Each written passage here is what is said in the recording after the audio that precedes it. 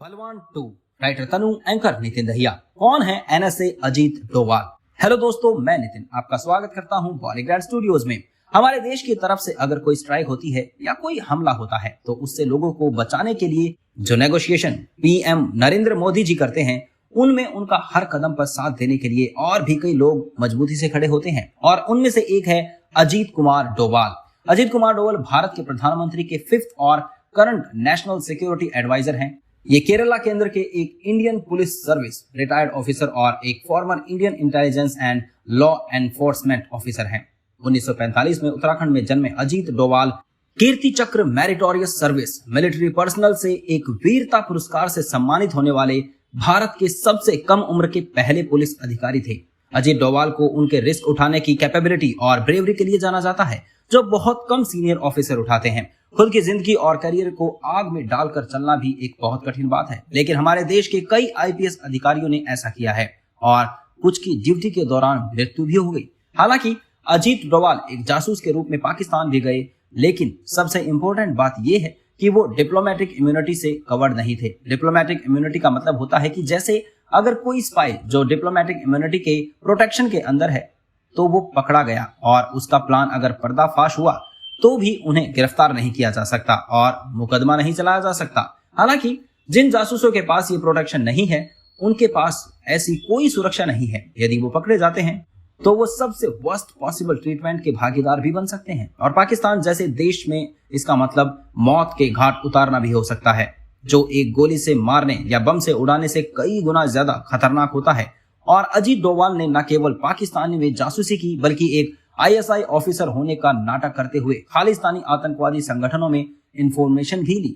सोचिए, अगर किसी को खतरनाक खालिस्तानी आतंकवादी जासूस के तौर पर पकड़ दे तो उसका क्या हश्र होगा। और जिन्होंने देश के लिए हमेशा अपनी जान पर खेल कर काम किया है, उन्हें देश के लिए, उनकी सेवाओं के लिए उन्हें कीर्ति चक्र मिलना तो बनता है। भारत की सितंबर 2016 की सर्जिकल स्ट्राइक और फरवरी 2019 में पाकिस्तान में सीमा पार बालाकोट एयर स्ट्राइक भी अजीत डोवाल की देखरेख में किए गए थे।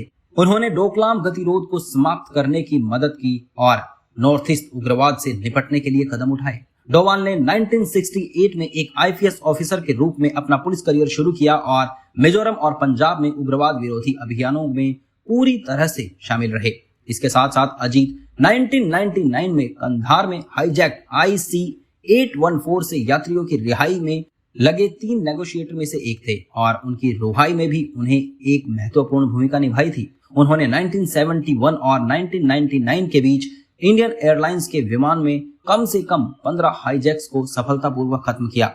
डोवाल के बारे में कहा जाता है कि उन्होंने गुप्त एजेंट के रूप में 1 साल के कार्यकाल के बाद उन्होंने 6 साल तक इस्लामाबाद में इंडियन हाई कमीशन में काम किया। डोवाल ने 1984 में खालिस्तान उग्रवाद को रोकने के लिए ऑपरेशन ब्लू स्टार के लिए खुफिया जानकारी जुटाने में भी महत्वपूर्ण भूमिका निभाई थी।